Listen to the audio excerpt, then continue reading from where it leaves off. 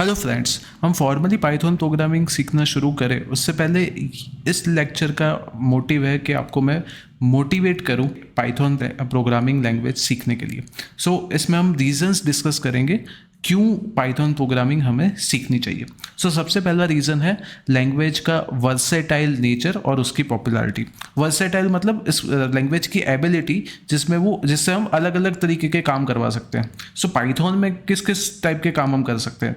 ये यहाँ पे लिखा हुआ है कि पाइथन का यूज़ आप वेब डेवलपमेंट में कर सकते हो, डेटा एनालिसिस में कर सकते हो, मशीन लर्निंग में कर सकते हो और इवन गेम डेवलपमेंट में भी कर सकते हो। मतलब एक ही लैंग्वेज के बहुत सारे अलग अलग एप्लीकेशंस हैं। सेम लैंग्वेज का यूज़ करके आप अलग अलग एप्लीकेशंस में पे काम कर सकते हो। ये बहुत बड़ी बात है। और दूसरा तो मैंने ऑलरेडी डिस्कस किया हुआ है कि लैंग्वेज काफ़ी पॉपुलर है, right, and it's one of the most widely use programming languages in the world. And इसका रीज़न है क्योंकि ये बहुत ही सिंपल है और इसकी रीडेबिलिटी भी ज़्यादा है। रीडेबिलिटी मतलब पाइथन में अगर कोई कोड लिखा हुआ है तो उसको समझना बहुत ही आसान है एज़ कम्पेयर टू वही कोड अगर मैंने सी प्रोग्रामिंग में लिखा है, लेट्स से, राइट। ये पहला रीज़न हुआ पाइथन प्रोग्रामिंग सीखने के लिए। दूसरा रीज़न है it's beginner friendly language. Beginner friendly का मतलब कि आपको अगर कोई भी प्रोग्रामिंग लैंग्वेज नहीं आ रही है और आप जस्ट प्रोग्रामिंग डोमेन में शुरुआत कर रहे हो तो पाइथन सबसे बढ़िया चॉइस है आपके लिए, राइट। ऐसा इसलिए मेनली उसकी सिंटैक्स की वजह से। जैसे मैंने बताया कि कोड को पढ़ना आसान है और कोड को लिखना भी आसान है, राइट। पाइथन प्रोग्रामिंग में कोड डिज़ाइन करना बहुत ही आसान है। इस वजह से क्या होगा कि आपको सिंटैक्स पे उतना ज़्यादा सोचना नहीं पड़ेगा, आपका फोकस रहेगा प्रॉब्लम सॉल्विंग पे।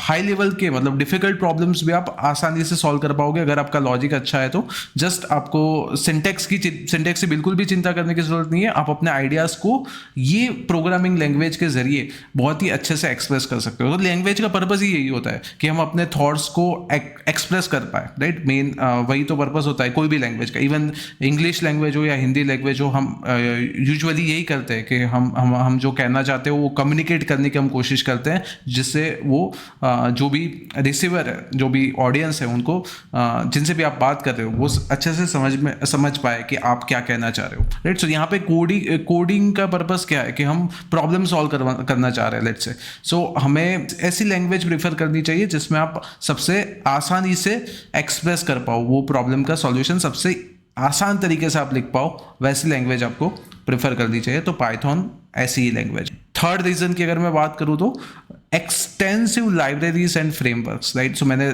प्रीवियस लेक्चर में आपको बताया हुआ है कि 1.25 लाख से भी ज़्यादा लाइब्रेरीज पाइथन सपोर्ट करता है, राइट। और बहुत सारे फ्रेमवर्क्स भी है। Python comes with a rich ecosystem of libraries and frameworks that make development faster and more efficient. इससे डेवलपमेंट काफ़ी जल्दी हो जाता है, राइट, और एफिशिएंट भी रहता है। और अलग अलग एप्लीकेशंस है, आप डेटा के साथ काम करो या आप वेब एप्लीकेशन डिज़ाइन करो या इवन आप आर्टिफिशियल इंटेलिजेंस डोमेन में काम करो, पाइथन अगर आप यूज़ कर रहे हो तो ये सब कुछ बहुत ही आसान है, mainly thanks to Python libraries and frameworks, right. Some popular libraries जो हम इस कोर्स में भी पढ़ने वाले हैं वो है numpy, pandas and matplotlib, right. इसके अलावा टेंसरफ्लो का भी हम यूज़ करने वाले हैं इस कोर्स में। With the tools at your disposal, you can build powerful applications with ease. ये लाइब्रेरीज है, ये फ्रेमवर्क्स हैं, इससे क्या बेनिफिट है?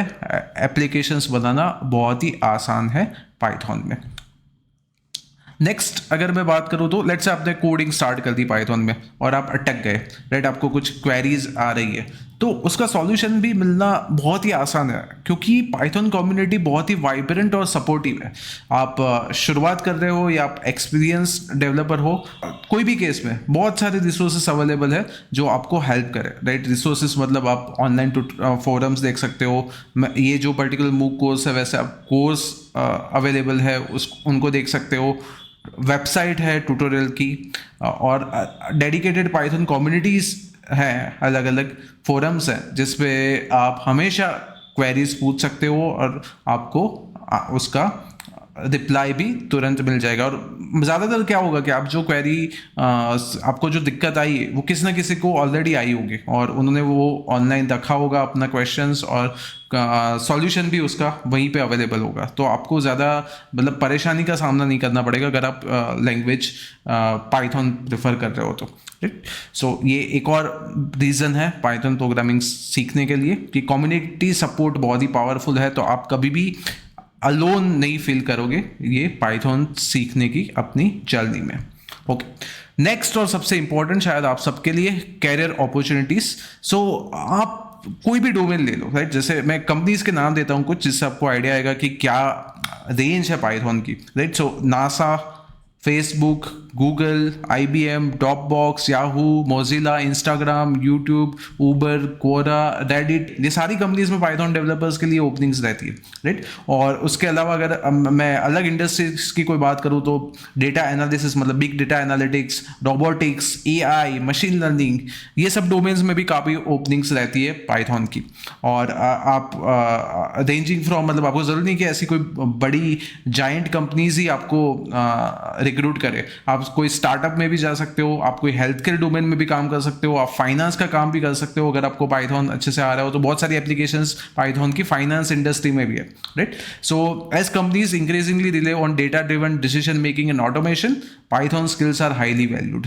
ये क्या कहना चाह रहे हैं कि जो भी कंपनीज होती है यूजुअली वो अपने डिसीजन मेकिंग में जो पास्ट डेटा है उसके बेसिस पे डिसीजन मेकिंग कर ले रहे हैं। लेट्स से आपको आप कुछ पर्टिकुलर कंपनी आपकी कोई प्रोडक्ट सेल कर रही है, सो कौन से मंथ में कितना सेल्स एक्सपेक्टेड है वो पास के डेटा से आप प्रिडिक्ट कर सकते हो अच्छा कोई मॉडल डिज़ाइन करके। तो वो मॉडल डिज़ाइन में अगेन पाइथन प्रोग्रामिंग आपको हेल्प करेगी, right. So data driven decision making है, that means you are talking about artificial intelligence और मशीन लर्निंग, और वहाँ पे अगेन मशीन लर्निंग अगर आपको करना है तो आपको पाइथन आना ही चाहिए। By mastering Python you will enhance your employability and have an edge in the job market. So बाकियों से आप आगे निकल जाओगे अगर आपको पाइथन आती है तो, उसमें कोई शक नहीं है, राइट। एंड अगेन फ्यूचर में भी demand for Python skill developers remain constantly high as these companies continue to push the boundaries of innovation in this domain. So ये जो भी डोमेन्स की बात की उन सब में innovation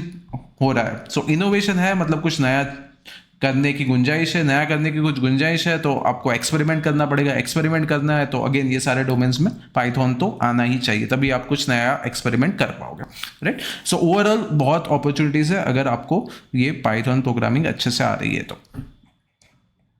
next scalability and future proofing.